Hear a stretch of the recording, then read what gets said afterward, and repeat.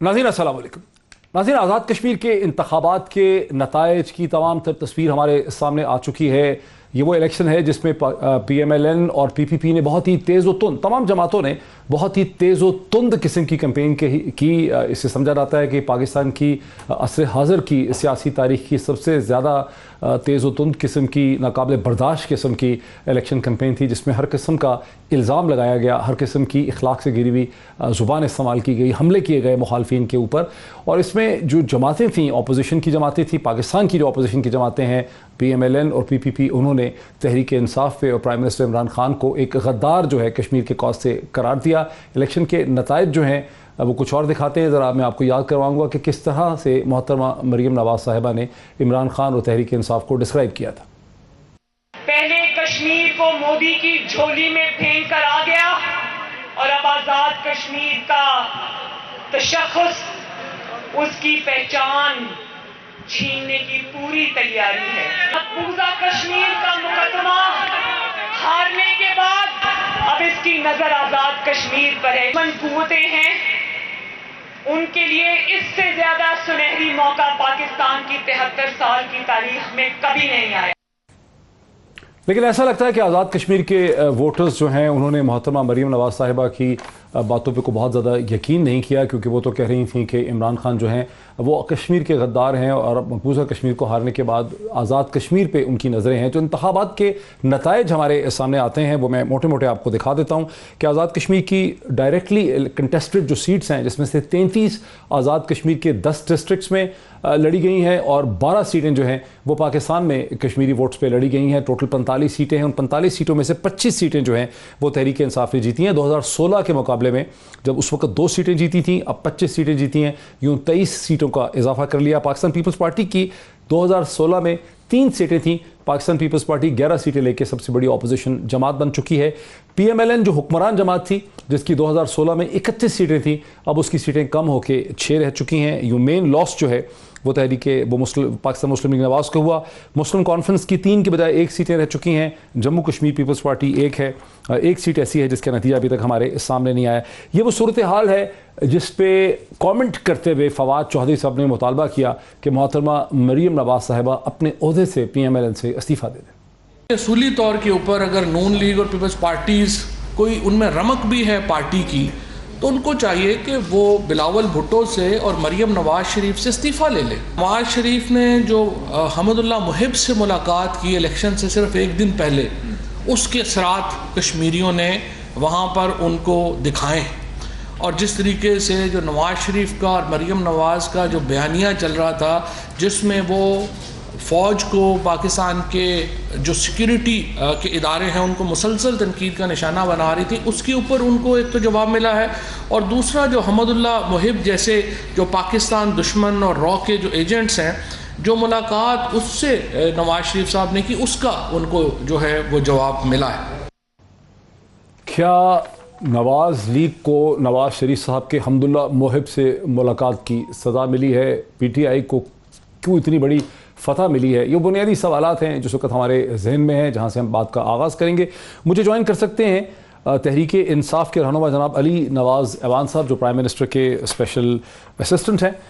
Very warm welcome to him. मुझे join करेंगे senior रहनुमा मलिक अहमद खान PMLN से, मुझे लाहौर से वीडियो लिंक के ज़रिए ज्वाइन करेंगे, मेंबर प्रोविंशियल असम्बली हैं। और जस्टिस रिटायर्ड सैयद मंजूर गिलानी साहब जो हैं, आज़ाद कश्मीर की सियासत की फॉर्मर चीफ जस्टिस रह चुके हैं, एक्टिंग चीफ जस्टिस रह चुके हैं आज़ाद कश्मीर सुप्रीम कोर्ट के। मुझे एक फ़ोन लाइन के ज़रिए ज्वाइन कर सकेंगे। Very warm welcome to all my guest once again. Malik Ahmad Khan साहब, ये जो मुतालबा आपके दोस्त, आपके पुराने कोलीग, कानून के कोलीग, आपके वकालत के कोलीग जनाब फवाद चौधरी साहब, अब जो इंफॉर्मेशन मिनिस्टर हैं, उनका ये मुतालबा कि मोहतरमा मरीम नवाज़ साहिबा को इस्तीफ़ा दे देना चाहिए, इस पर आपकी जमात का क्या रद्द अमल? देखिए डॉक्टर साहब, आपका बहुत शुक्रिया। पहले तो मैं ये वाज़े करता जाऊं कि गालिबन ये फ़तह तहरीक इंसाफ की फ़तह तो कम है और वफाकी हुकूमत की फ़तह ज़्यादा है। और ये ठीक है क्योंकि तहरीक इंसाफ वफाकी हुकूमत है, तो इसलिए कहा जा सकता है this was not between PTI and PMLN। नहीं तो फिर 2016 में जो आपकी फतह थी, 31 सीटें जब आपको मिली थी, تو ہم اس کو بھی پھر اسی طرح سے ڈسکرائب کر سکتے ہیں. 2016 میں پی ایم ایل این نے آپ کی جماعت کو جو 31 سیٹیں ملی تھیں 41 میں سے, وہ بھی در حقیقت وفاقی حکومت کی فتح تھی. یہ غالباً ایویڈنس تو یہی ملتا ہے جی, ایویڈنس تو یہی ملتا ہے کہ آپ اس سے پہلے پیپلز پارٹی کا دیکھ لیں, بلکہ آپ اگر جب سے یہ ارینجمنٹ ہے, میں نہیں سمجھتا کہ جب سے اے جے کے الیکشنز ہو رہے ہیں اور یہ ارینجمنٹ جو آج کا وہاں پہ موجودہ ارینجمنٹ ہے الیکشنز کا, اس سے ہٹ کے کبھی کوئی نتائج آئے میرے مشاہدے میں نہیں ہے. اور میں نے کوشش بھی کی ہے کہ دیکھوں کہ کبھی اس کے ادروائز کوئی بات ہوئی. Very interesting. اور کم و بیش جو اس کے نتائج ہیں ان کی نمبر آف سیٹس بھی اسی ریشیو سے ہی ہیں. اچھا, یہ ضرور اس الیکشن میں ہوا ہے کہ پہلے الیکشنز کے مارجن بڑے ڈفرینٹ ہوتے تھے. فار ایگزامپل جو ایک وننگ کینڈیڈیٹ ہے وہ ووٹ لے رہے ہوتے تھے فار ایگزامپل کسی کانسٹیٹنسی میں فار ایگزامپل 10,000, تو ان کا جو رنر اپ ہوتا تھا وہ غالباً کہیں 4 یا 5,000 پہ کھڑا ہوتا تھا. اس دفعہ فائٹ بے شک ٹرائنگولر فائٹ تھی, اور کئی حلقوں میں تو مسلم کانفرنس کے بھی کئی حلقوں میں امیدوار تھے, جیسے نارووال کی سیٹ پہ تھے, انہوں نے وہاں پہ بڑے قابل ذکر ووٹ لیے ہیں. نارملی روایتی طور پہ مقابلہ وہ مسلم لیگ اور پیپلز پارٹی کے درمیان ہوتا تھا. اس دفعہ کیونکہ تحریک انصاف کی وہاں پہ تھی, تو اس کے وہ آپ ایک کمپیریزن ڈرا کر سکتے ہیں کہ وہ اس میں اس الیکشن کا جو میجر فرق تھا وہ یہ تھا کہ کیمپین بڑی چارج تھی.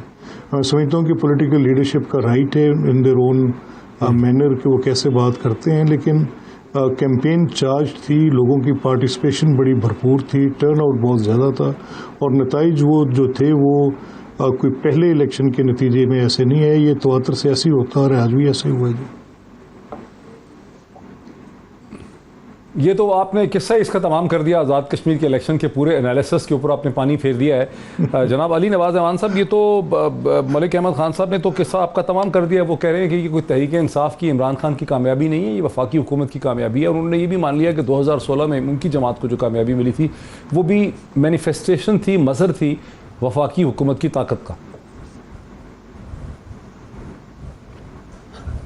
میں ملک یہ احمد بھائی کا اپنا وہ ہے, بٹ اگر آپ دیکھیں, اگر آپ سمجھیں کہ ادھر جو تقاریر ہوئی جو ایک آپ نے سنائی وہ تو ایک اسپیسیفک تھی, مطلب جو آپ لیڈرشپ پہ کرٹیسزم تھا یا پھر جو ایک پوائنٹ سکورنگ ہوتی ہے, بٹ ایک بیانیہ ہوتا ہے گورنمنٹ کا, ایک ہر پارٹی کا ایک بیانیہ ہوتا ہے. اس بیانیے میں اگر وہ دیکھیں کہ جو انہوں نے ایک تنقیدی چیز شروع کی ہوئی تھی کہ پاکستان تحریک انصاف چاہتی ہے کہ کشمیر ایک صوبہ بنے, اور پاکستان تحریک انصاف کہہ رہی تھی کہ یہ جو پی ایم ایل این ہے یہ غلط بیانی کر رہی ہے.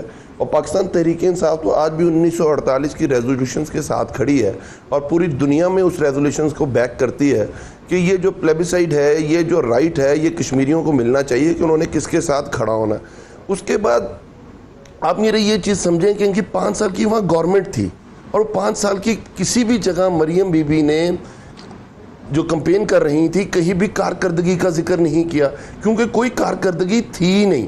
تو اس بیس کے اوپر فواد بھائی نے جو آج پریس کانفرنس کی ہے کہ وہ یہ کہہ رہے ہیں کہ پی ایم ایل کے جو سیریس لوگ ہیں, جو پی ایم ایل کو ایک نابالغ سیاست کے نیچے پھنس گئے ہوئے ہیں, ان کو سوچنا چاہیے کہ جب سے بی بی پالیٹکس کے اندر آئی ہیں, پہلے انہوں نے فیڈرل گورنمنٹ لوز کی ہے, پھر انہوں نے اس کے بعد جی بی گورنمنٹ لوز کی ہے, اس کے بعد اب یہ کشمیر گورنمنٹ انہوں نے لوز کی ہے, اس کے بعد ان کی جو بیڈ گورننس ہے اور جو بیڈ ماؤتھنگ ہے وہ ان کے پارٹی کو بیانیے کو بہت زچ کر رہی ہے. تو میرا خیال ہے کہ واقعی جو مریم بی بی نے خود کہا تھا کہ ایک جلسے کے اندر کھڑے ہو کے میرے خیال ڈسکے کے بعد کہ اتنی عبرتناک شکست, اتنی ذلت امیز شکست, توبہ توبہ, اب تو ان کو گھر سے بھی نہیں نکلنا چاہیے. اچھا گیلانی صاحب, یہ بڑی انٹرسٹنگ بات ہے. جسٹس ریٹائرڈ سید منصور گیلانی صاحب کی طرف میں آتا ہوں. گیلانی صاحب, یہاں پر اس ٹیلی ویژن پروگرام کی اس ڈسکشن میں 2 بیانیاں ہیں. ایک بیانیہ یہ ہے کہ آزاد کشمیر کے انتخابات میں تحریک انصاف کو جو کامیابی ہوئی وہ در حقیقت عمران خان تحریک انصاف کے بیانیے کی کامیابی نہیں ہے, بلکہ وہ وفاقی حکومت کی انٹرنچ پار کی کامیابی ہے. ہر الیکشن میں یہی ہوتا ہے, پیپلز پارٹی کی حکومت تھی تو تحریک پیپلز پارٹی نے حکومت بنائی آزاد کشمیر میں. اسلام آباد نواز شریف کے پاس تھا تو نواز شریف نے 31 سیٹوں کی حکومت بنا لی, اور جب اب P T I Imran Khan کے پاس पास हुकूमत है इस्लामाबाद की, तो तहरीक इंसाफ वहाँ पे जीत गई है। दूसरा बयानिया ये है कि नहीं, तहरीक इंसाफ का बयानिया ये है कि ये मोहतरमा मरीम नवाज़ साहिबा का जो रफ एंड टम्बल किस्म का बयानिया था, जो उनकी गैर जिम्मेदाराना रविश थी, ये उसकी सज़ा मिली है, उस बयानिए की शिकस्त हो गई। फिजाज साहब शुक्रिया फॉर टेकिंग मी ऑनलाइन। ये एक थोड़ी सी मैं करेक्शन कर दूँ, इस वक्त ये 30th अमेंडमेंट जो AJK की कॉन्स्टिट्यूशन में हुई है, उसके बाद यहाँ असम्बली की टोटल जो सीट्स हैं वो 53 हैं, वो बढ़ गई हैं, 43 से 53 हो गई हैं वो। तो ये थोड़ी सी करेक्शन मैं अब करना चाहता था। हाँ जी, 45 तो डायरेक्टली इलेक्टेड है ना, 8 सीटें इनडायरेक्टली इलेक्टेड हैं। अब मैं कहता टोटल जो है ना वो 53 बनती हैं, बाकी डायरेक्टली इलेक्टेड तो 45 गया। सही। मैं गुजारिश करता हूँ राइट फ्रॉम 1975 जब से आज़ाद कश्मीर में एक्ट 1974 आया है, आज तक इस इलेक्शन तक कभी भी कोई ऐसा रिजल्ट AJK में नहीं आया जो फेडरल गवर्नमेंट में जो पार्टी गवर्न करती है, जो गवर्नमेंट में है, उससे हट के आया हो। हमेशा मरकजी हुकूमत की मरकज में जो पार्टी हुकूमत करती है, रिजल्ट उसके हक में ही आते रहे, और आज तक कोई रिजल्ट ऐसा नहीं आया आज़ाद कश्मीर असम्बली का जो किसी और पार्टी ने आज़ाद कश्मीर में इलेक्शन विन करके गवर्नमेंट बनाई हो। ये रिकॉर्ड, इसमें कोई शक की बात नहीं है। Right from 1975 till date. अगर ऐसा है तो फिर ये वफाकी हुकूमत आज़ाद कश्मीर के इंतखाबात पे असरअंदाज किस तरह से होती है? बिकॉज मैंने बाज़ लोगों से वहाँ पूछा है, जो नून के भी थे, और लोग वो कहते हैं कि डब्बों डुब्बे तो नहीं भरे इन्होंने, मतलब डब्बे भरने का वाक़या नहीं है। फिर क्या करते हैं ये? मैं नहीं समझता वफाकी असरअंदाज उस तरीके से नहीं होते कि रिक करे इलेक्शन को, या इलेक्शन को मेवर करे, या इलेक्शन को मैनिपुलेट करे, ऐसी बात नहीं है। आज़ाद कश्मीर के लोग असल में अपनी महरूमियत का इज़ाला करते हैं। Azad Kashmir is not represented in the federal government, it is not represented in the parliamentary system of the government of Pakistan. तो आज़ाद कश्मीर के लोग ये देखते हैं कि जब इलेक्शन होते हैं तो अपनी जो महरूमियत उसका इज़ाला पाकिस्तान के फेडरल सेटअप में पहुंचने के लिए अपनी महरूमी का इज़ाला ये करते हैं कि फेडरल गवर्नमेंट में जो पार्टी होती है उसको वोट देते हैं, ताकि वो अपनी रिप्रेजेंटेशन, अपने मसाइल, अपने मामलात उनके ज़रिए फेडरल गवर्नमेंट तक पहुँचाएँ। ये असल में this is the democratic deficit जो आज़ाद कश्मीर के लोगों को मजबूर करता है कि उसी पार्टी को वोट दें जो पार्टी फेडरल में गवर्नमेंट करती है, और इसके अलावा कोई बात नहीं है। बाकी जो है ऑफकोर्स जब फेडरल गवर्नमेंट के मिनिस्टर्स आते हैं, उनके ओहदेदार आते हैं, वो भी अपनी कन्वेंसन करते हैं, वो भी अपना रोल प्ले करते हैं, उनका अपना रोल होता है, कुछ शक की बात नहीं है।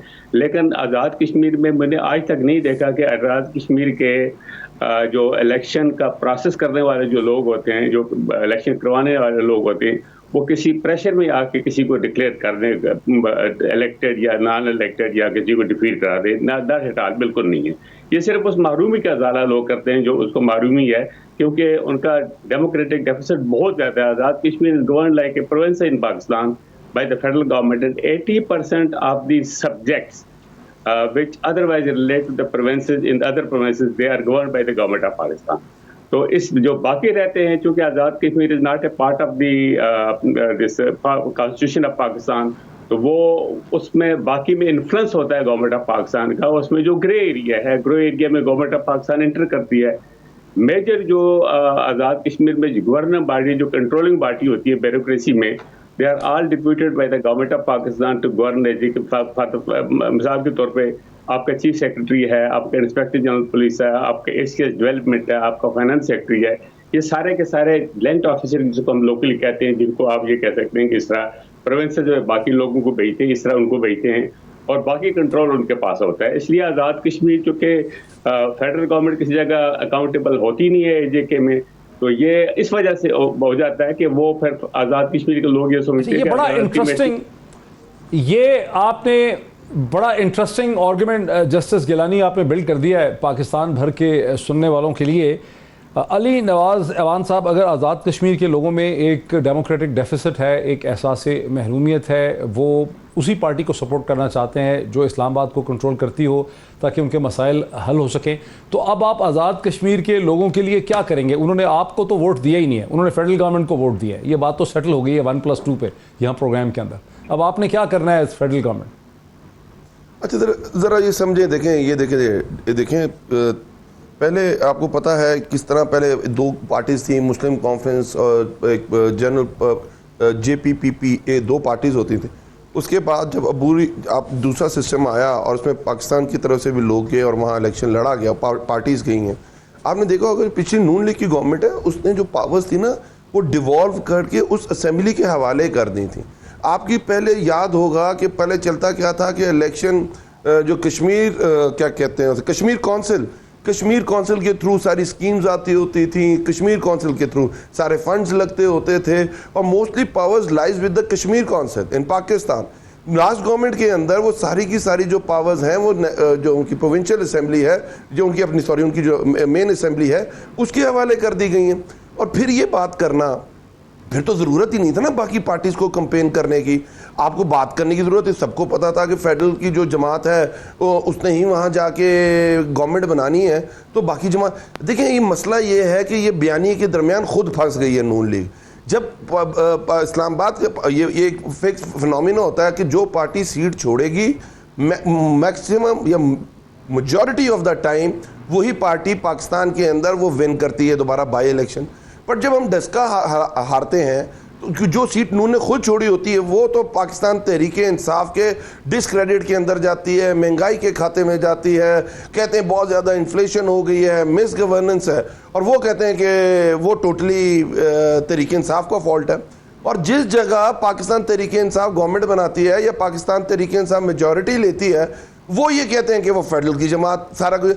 ذرا سمجھنے کی ضرورت یہ ہے موہت بھائی کہ اب ساری کی ساری جو میکسیمم پاورز ہیں وہ اس وقت ان کی مین اپنی اسمبلی کے پاس ہیں. دیکھیں ان کا اپنا الیکشن کمیشن ہے. موہت بھائی آپ کو یہ پتا ہے کہ وہاں کوئی انٹرم گورنمنٹ نہیں ہوتی ہے. یہاں جو گورنمنٹ ان کی اس وقت جس نے الیکشن کرائے ہیں وہ ان کی اپنی گورنمنٹ ہے. تو ان کا جو یہ بیانیہ ہوتا ہے کبھی یہ دھاندلی کے پیچھے چھپتے ہیں, اور اب یہ تیسری چیز لے آئے ہیں کہ جو فیڈرل گورنمنٹ جہاں جماعت ہوتی ہے وہی وہاں بناتی ہے.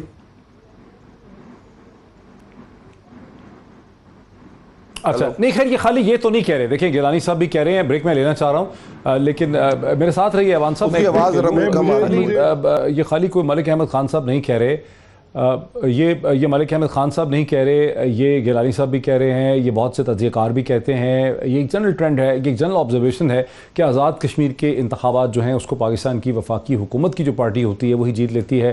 1970 کی دہائی سے یہ ٹرینڈ دیکھنے میں آ رہا ہے. اس کی اہمیت کیا ہے آزاد کشمیر کی پالیٹکس کے لیے, اور خود جو اب نتائج نکلے ہیں اس کے پاکستانی پالیٹکس پہ کیا اثرات مرتب ہوں گے, اس پہ مزید بات کرتے ہیں ایک بریک کے بعد. ناظرین ویلکم بیک. ناظرین میں سیدھے چلتا ہوں جناب ملک احمد خان صاحب کی طرف. ملک احمد خان صاحب کچھ بھی کہیں یہ بات تو نظر آتی ہے کہ آپ کی پارٹی کا ایک بیانیہ تھا کہ تحریک انصاف اور عمران خان کی حکومت جو ہے وہ اب پاپولر نہیں رہی ہے. پنجاب کے بائی الیکشنز پہ آپ کیپٹلائز کرتے تھے. آزاد کشمیر کے الیکشنز نے آپ کے اس جیتنے والے بیانیے پہ, ایک ابھرتی ہوئی طاقت بننے والے بیانیے کو ایک سیٹ بیک تو پہنچا دیا پاکستان کی سیاست میں. اچھا نہیں ڈاکٹر صاحب, میں اس کو ذرا مختلف زاویے سے دیکھتا ہوں. جب نوئنگ دا فیکٹ جو آپ کی پوری بحث تھی پچھلے سیگمنٹ میں, یہ جانتے ہوئے بھی کہ اس کا ایک میرے پاس ایک ہسٹوریکل پرسپیکٹو ہے اور یہ ایک حقیقت ہے کہ یہ ایسے ہی ہوتا ہے, کیونکہ اے جے کے کا جو اسٹیٹس ہے پاکستان کے ساتھ وہ غالباً بڑا ایک یونیک ارینجمنٹ ہے. یہ آپ کو مجھے بتانے کی ضرورت نہیں ہے, لیکن آپ کے ناظرین کے لیے کہ یہ جب برٹش انڈیا بھی تھا تو تب بھی یہ ایک برٹش انڈیا ٹیریٹری کا حصہ نہیں تھا. اور 1947 میں جو اس پارٹیشن کے بعد جو بھی فیٹ ہوا, it's a long history, how to talk about, اور بات کرتے تھے. لیکن آزاد کشمیر کی جو حیثیت ہے وہ پاکستان کے وفاقی نظام کے ساتھ اس طرح سے منسلک ہے کہ وفاق کی حکومت کے بغیر وہاں پر جیسے اگر یہ ارینجمنٹ ہو جائے کہ جیسے وفاق میں پیپلز پارٹی کی گورنمنٹ ہو اور تحریک انصاف کی ہو یا مسلم لیگ کی ہو سندھ میں یا پنجاب میں, تو یہاں پر تو آئین ایسی وجوہات فراہم کرتا ہے کہ آپ نظام حکومت چلا لیتے ہیں, لیکن یہاں نہیں چل سکے گا وہ. اگر آپ اس کو ان ڈیٹیل دیکھیں تو بڑی ایک اس کے اندر ایک بڑی گورننس کے ایشوز اس طرح سے بن جائیں گے کہ پریکٹیکلی مشکل ہوگا. بٹ اسٹل 2018 سے 2021 تک تو 3 برس گزر گئے نا. 2018 سے 2021 تک 3 برس گزر گئے. سینٹر میں حکومت تھی تحریک انصاف کی, آزاد کشمیر میں حکومت تھی آپ کی, PMLN کی.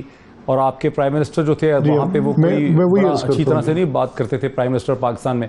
تو اس کشمکش میں 3 برس تو گزر گئے ہیں, آپ کہتے ہیں چلے گا نہیں, نظام تو چلتا رہا ہے. نہیں, یہ آپ نے درست فرمایا, لیکن اس کے ساتھ جو منسلک تکالیف تھیں اس کی بھی ایک بڑی لمبی فہرست ہے.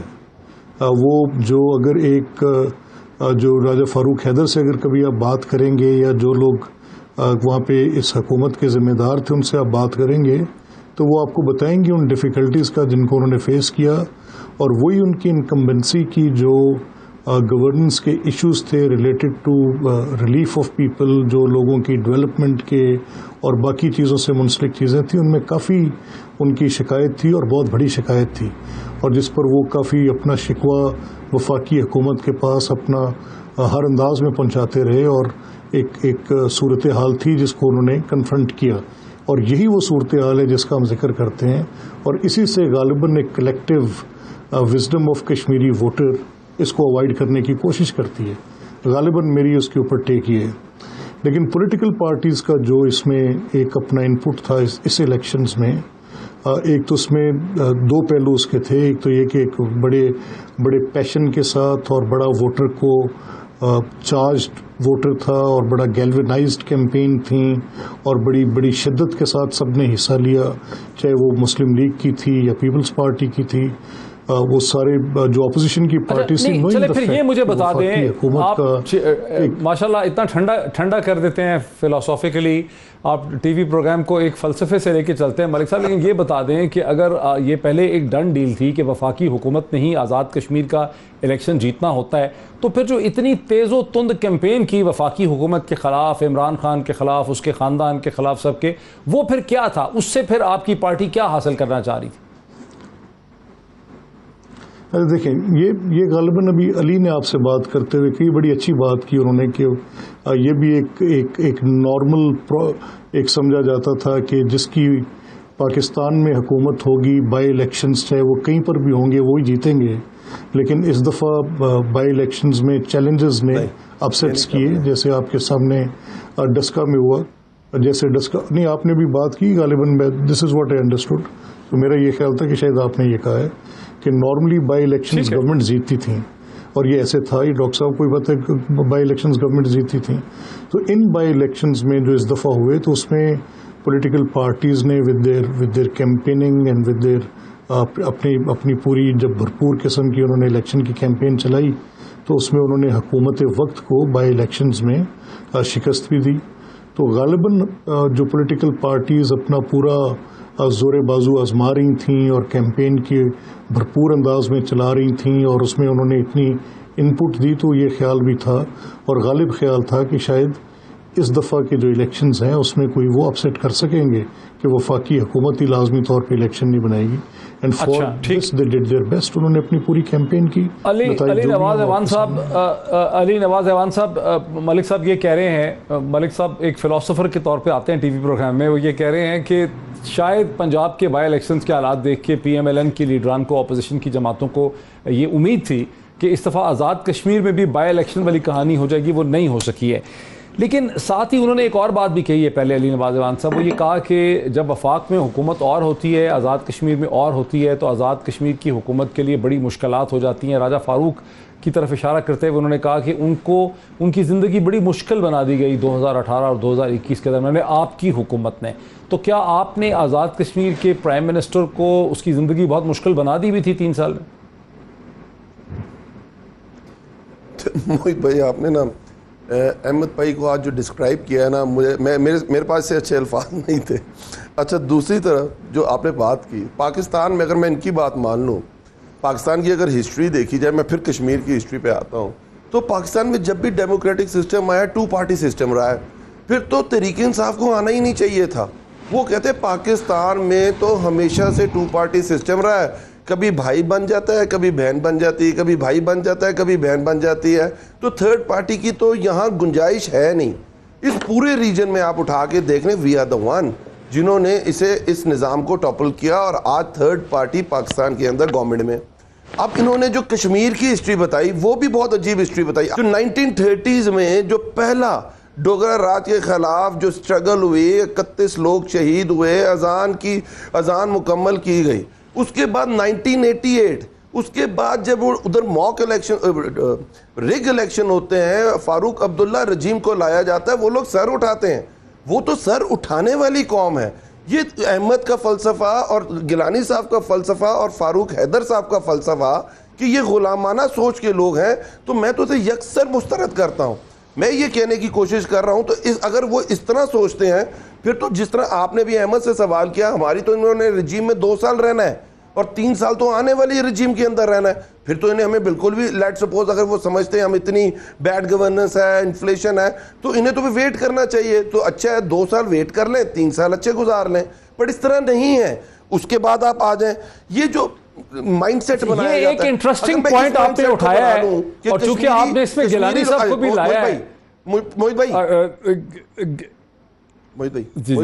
آخری بات جی گو ہیڈ کمپلیٹ یور تھاٹ. میں یہ کہنا چاہ رہا ہوں، اگر میں اس چیز پہ آ جاؤں، ہاں میں یہ کہہ رہا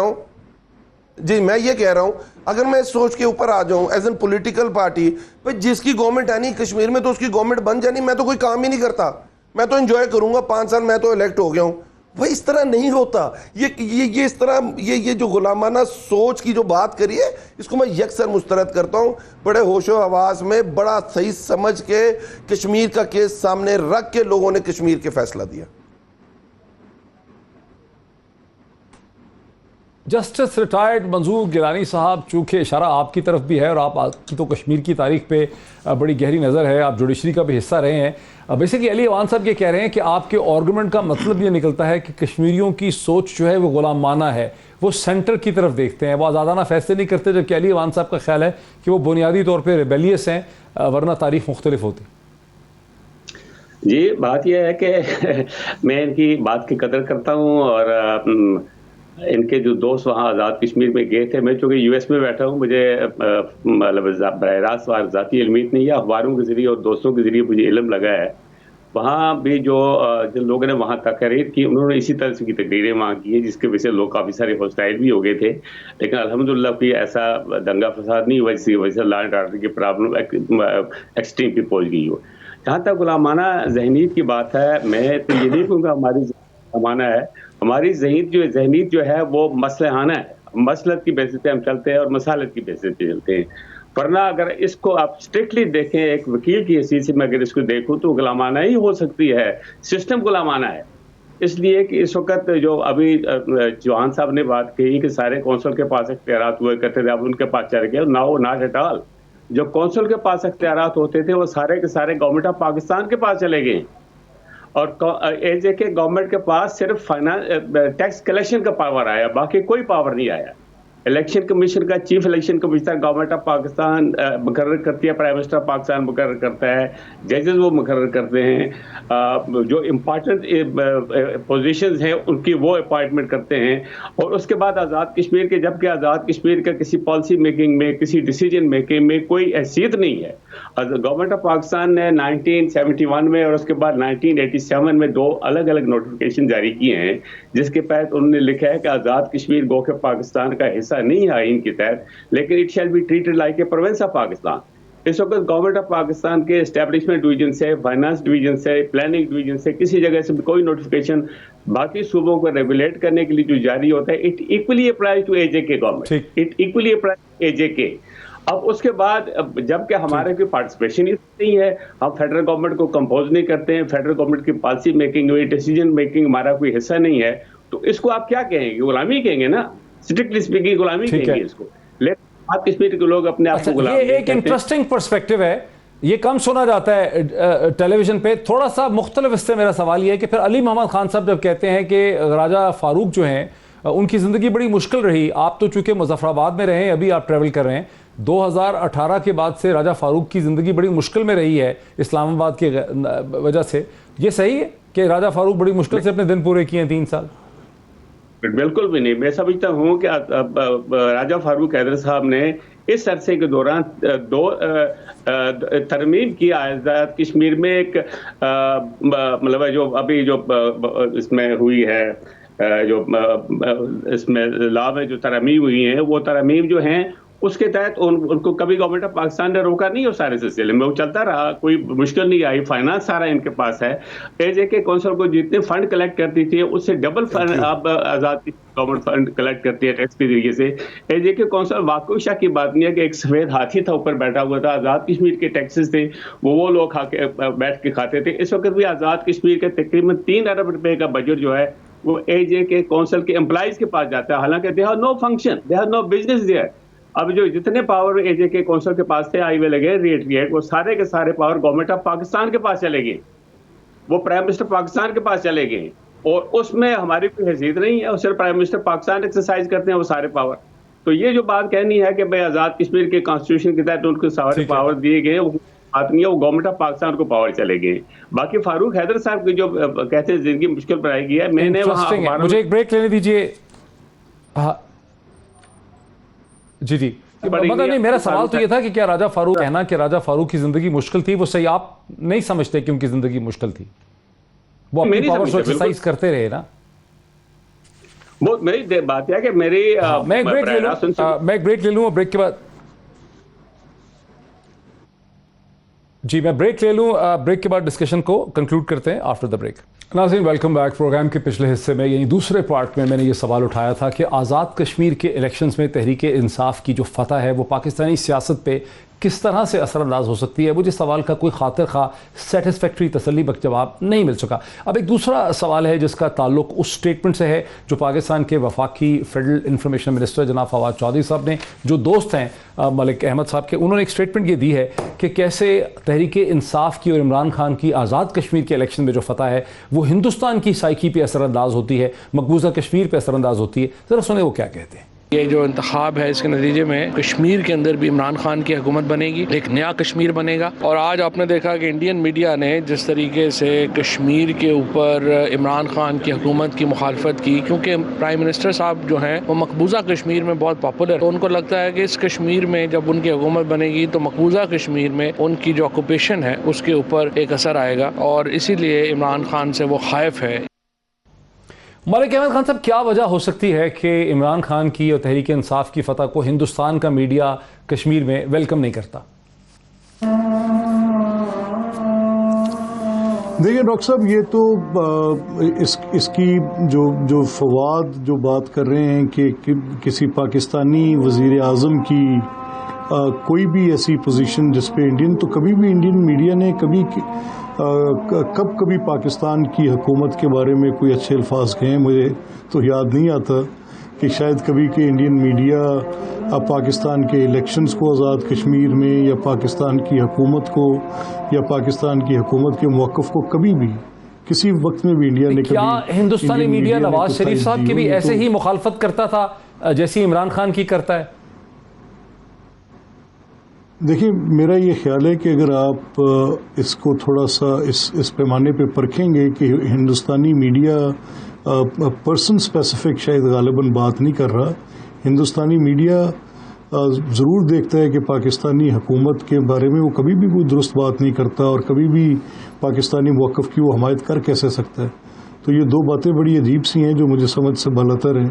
اور میرا یہ خیال ہے کہ جیسے بات کہنے کی کوئی بات ہے کہ اگر آپ یہ سمجھیں کہ پرائم منسٹر جو ہیں وہ کوئی سٹیٹمنٹ دیں گے اور انڈین میڈیا میں اس کی کوئی تائید آ جائے گی تو کبھی بھی نہیں آئے گی. انڈین میڈیا میں تو اس کی تنقید ہی آئے گی, چاہے وہ پرائم منسٹر عمران خان ہوں, چاہے وہ پرائم منسٹر میاں نواز شریف ہوں, محترمہ بے نظیر شہید ہوں, کوئی بھی ہوں, وہ اس پہ تو انہوں نے تنقید ہی کرنی ہے.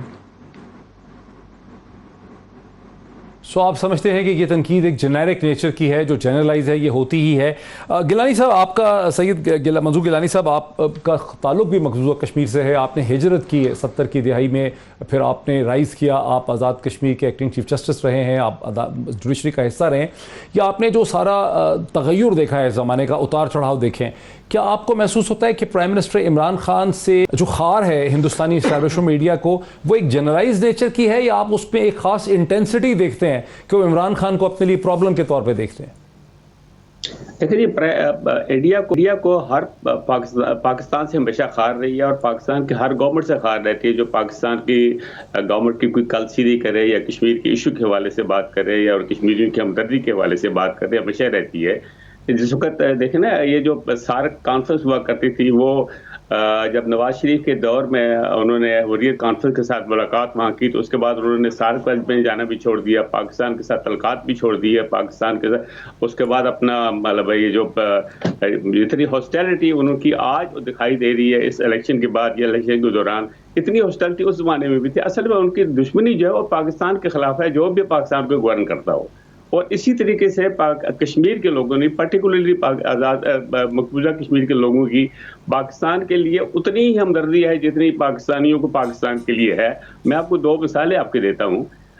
پاکستان مقبوضہ کشمیر میں جب 82 میں الیکشن ہوا, سوری اپنا میچ ہوا اپنا انڈیا کا اور نیوزی لینڈ سوری اپنا ویسٹ انڈیز کا تھا, اس میں جناب علی عمران خان کے قد اعظم تصاویر وہاں لگائی گئی. وہ عمران خان کو ایک ہیرو کے طور پہ, کرکٹر کے طور پہ وہاں پریزنٹ کر رہے تھے اور پاکستان زندہ باد کے نعرے لگائے گئے.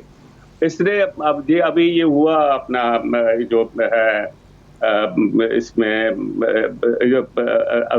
کشمیر کے حوالے سے ذوالفقار علی بھٹو کو جب پھانسی دی گئی تو کشمیر میں اتنا ہی افراتفری پیدا ہو گئی, اور اس کے بعد جب ضیاء الحق کے کریش ہوا اس کو بھی اتنا ہی ہوا. اب 2 ایکسٹریم تھے, ضیاء الحق اور بھٹو 2 ایکسٹریم تھے, لیکن لوگوں کو پیار پاکستان کے ساتھ ہے کہ پاکستان ڈی اسٹیبلائز ہوتا جا رہا ہے. اور اس وجہ سے ہے ان کا پیار یہ نہ سمجھے کہ کسی لیڈر کے ساتھ کمٹمنٹ ہے ان کی. ٹھیک ہے ٹھیک ہے. سو بیسیکلی آپ نہیں سمجھتے کہ ہندوستانی میڈیا کی عمران خان کے ساتھ کوئی اسپیشل قسم کی خار ہے, کیونکہ مجھے محسوس ہوتا ہے کہ خار میں کی شدت میں بہت اضافہ مطلب دیکھنے میں آیا ہے. گزشتہ چند برسوں میں اتنی خار نہیں تھی. علی نواز ایوان صاحب, آزاد کشمیر میں 2 برس آپ کی حکومت کو رہ گئے, وفاقی حکومت کو. آزاد کشمیر کے لوگوں کی ظاہر ہے آپ سے امیدیں ہیں, توقعات ہیں, آپ نے ان توقعات کو ریز بھی کیا ہے بہت زیادہ. فواد چودھری صاحب کی سٹیٹمنٹ سن لیں کہ مقبوضہ کشمیر کی سائیکی پہ فرق پڑے گا.